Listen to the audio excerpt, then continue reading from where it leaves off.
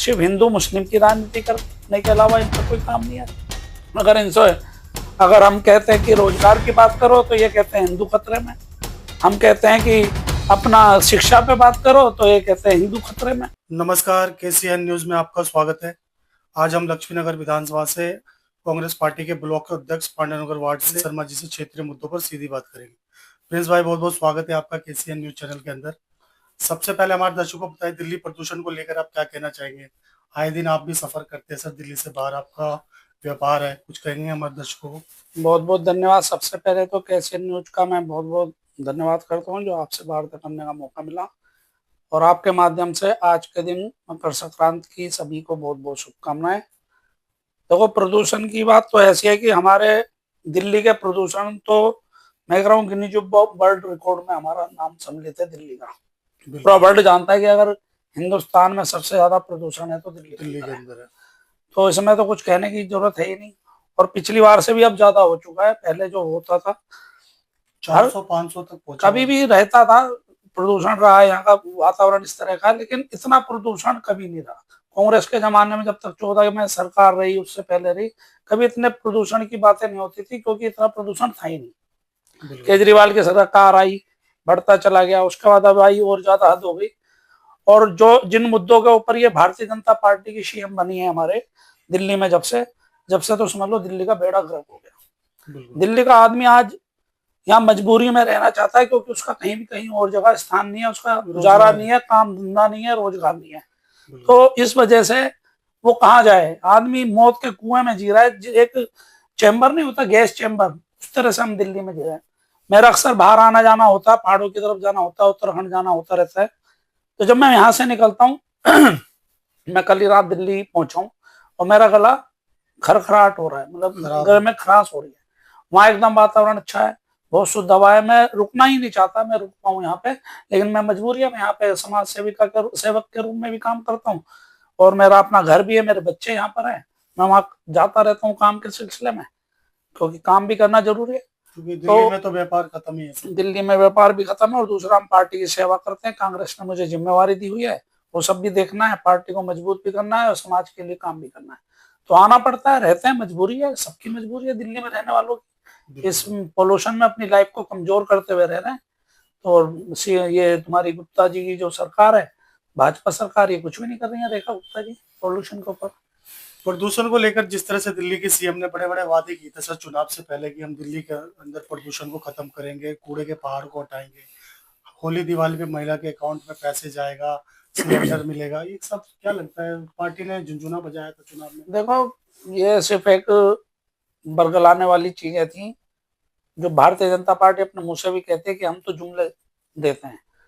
2014 में जब इलेक्शन जीत के आया तब 15 लाख का जुमला दिया था पूरे हिंदुस्तान। गृह मंत्री खुद कहते थे। मैं वही तो बता रहा हूँ, जुमले की है, और पूरी दुनिया जानती है कि जुमले की सरकार है, और चोरी करके, राजनीति करके ये लोग प्रधानमंत्री बनते आ रहे हैं। लेकिन जितने वादे यहाँ पे करे उन्होंने, अब जनता अपने आप समझ गया। 1 साल हो गया है पूरा इलेक्शन लड़े हुए, पूरा 1 साल हो गया भारतीय जनता पार्टी की दिल्ली में सरकार बने हुए।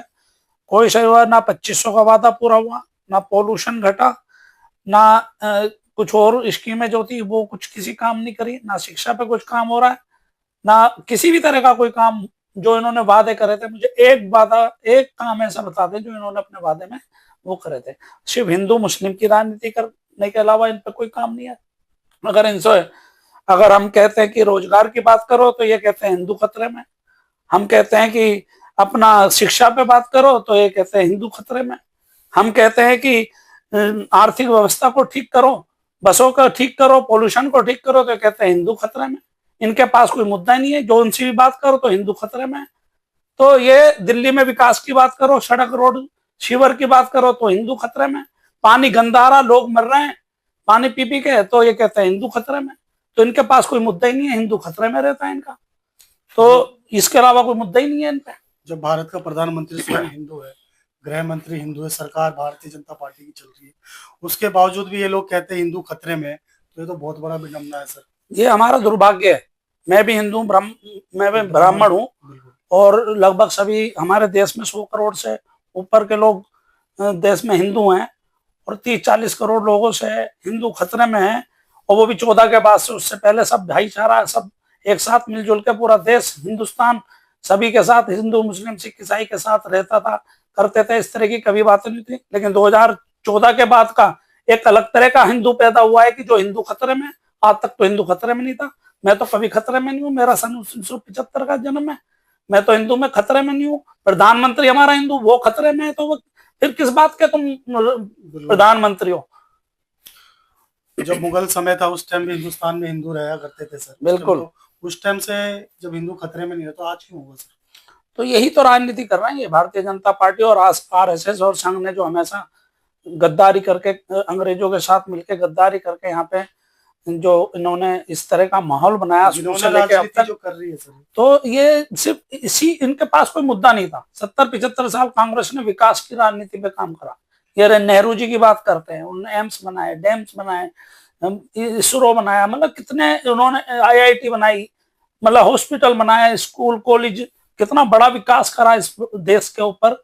और वो 75 साल राज करके गए, क्यों गए? क्योंकि काम करा। लेकिन उन्होंने एक नीति चलाई थी, हिंदू मुस्लिम, शुरू से लेकर मंदिर मस्जिद, हिंदू मुस्लिम। एक दिन लोगों में परिवर्तन आ गया, इन लोगों की सरकार बन गई। जैसे बन जाते हैं ना गधों की सरकार, एक बार आती है, तो वही माहौल बन गया कि आज इनकी सरकार बनी है और आज देश का बेड़ा गर्क हो गया। आर्थिक स्थिति से हर आदमी गुजर रहा है, किसी रोजगार, किसी का अच्छा रोजगार नहीं चल रहा, व्यापारी दुखी है, टैक्स के अलावा कुछ और भरता नहीं है, जो कमाता सब टैक्स में चले जाता है। और व्यवस्था के नाम पे, इंफ्रास्ट्रक्चर के नाम पे, शिक्षा के नाम पे, ईमानदारी के नाम पे, और स्वास्थ्य के नाम पे, हॉस्पिटलों के नाम पे, कॉलेजों के नाम पे, कोई भी ऐसी व्यवस्था, कोई भी इंफ्रास्ट्रक्चर ऐसा नहीं है जो रोजगार की बात करे और ये सब चीजें करके दें। लेकिन नहीं, सिर्फ एक हिंदू मुस्लिम मंदिर मस्जिद, इसके अलावा इन पर कोई चारा नहीं। तो पंडित जी आप ये बताएं कि हिंदू मुस्लिम से तो देश चलने वाला है नहीं सर। देखो, हमारी देश की जनता को ये जल्दी समझना पड़ेगा। 10, 11, 12 साल निकाल दी हमारे देश को समझने ने। लोग 4-6 साल में पीएचडी करके निमट जाते हैं, ग्रेजुएशन से लेकर। लेकिन अगर इन्होंने 12 साल में भी, जो ये अंधभक्त हैं हमारे देश में कुछ लोग, और जो हिंदू मुस्लिम के पीछे बीजेपी को वोट देते जा रहे हैं, तो ये उनका भी बहुत बड़ा अपराध है कि वो देश को बेड़ा गर्क कर रहे हैं, उन भारतीय जनता पार्टी को, बीजेपी को वोट देके। और दूसरी बात, अब तो वोट भी नहीं दे रहे, वोट भी कांग्रेस के, अदर पार्टियों के फेवर में जा रही हैं। लेकिन वो जाती कहाँ है? चोरी के माध्यम से। देख नहीं रहे, एक वोटर लिस्ट में 50-50 नाम अलग हैं, 10-10 नाम अलग हैं, एक ही बंदे के 1000-1000 वोट है। तो ये वोट चोरी करके प्रजातंत्र को जो खत्म करने का काम भारतीय जनता पार्टी ने, मोदी जी ने, अमित शाह जी ने करा है, ये देश का बहुत बड़ा दुर्भाग्य है। मैं देश की जनता को कहना चाहूंगा कि इसको समझें और भारतीय जनता पार्टी को बिल्कुल निगलेक्ट करें, इनके नेताओं को जूते मारें। बल्कि मैं तो कह रहा हूँ, काम के नाम पे हमारी गली बाहर आप निकलना, रिकॉर्डिंग करना, सारा मोहल्ला मंडावली पांडव नगर का क्षेत्र टूटा पड़ा है, गली नाली शीवर सब भरे पड़े हैं। लोग नरक ही जिंदगी जीने को तैयार है, यहाँ पे जी रहे हैं, कैसे कैसे जी रहे हैं, कैसे अपने बच्चों को पाल रहे हैं, बीमारी के घर बने हुए हैं। तो बहुत बड़ा दुर्भाग्य की बात है। अंधभक्त उनको ले आते हैं और देश का बेड़ा गर्क हो जाता है, विकास के मामले में कोई काम नहीं होता। तो मौजूदा जो विधायक है वो भारतीय जनता पार्टी से, वर्मा जी है सर, उन्होंने कोई काम नहीं किया? बिल्कुल, अगर कहीं करा हो तो आप मुझे दिखा दो, आप देखो जाके। यहाँ मंडावली का क्या, वो जब से जीते मेरे हिसाब से मंडावली में अभी तक कोई कदम नहीं रखा। किसी के जन्मदिन पे या वैसे किसी में आए हो तो वो तो हमें नहीं पता लगा, चुपचाप आगे चले गए। लेकिन जनता के कामों को लेके कभी उन्होंने सर्वे कराए?